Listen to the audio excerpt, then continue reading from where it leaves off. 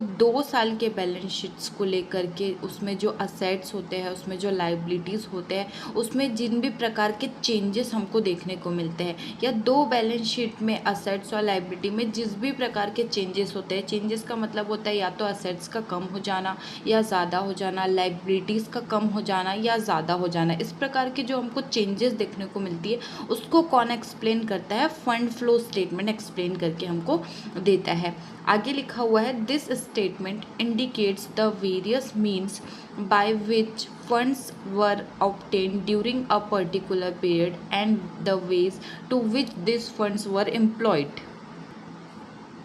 Fund flow statement आपको ये बताता है कि एक पर्टिकुलर पीरियड में आपके जो फंड है, जो फर्म में आ रहे हैं, उसके फर्म में आने का ज़रिया कौन सा होता है और उस फंड के जाने का ज़रिया कौन सा होता है, यानी कि फ़ंड किस प्रकार से आ रहा है कंपनी में और फंड किस प्रकार से जा रहा है। इन सारी चीज़ों को फंड फ्लो स्टेटमेंट आपको एक्सप्लेन करके देता है। नेक्स्ट लिखा हुआ है,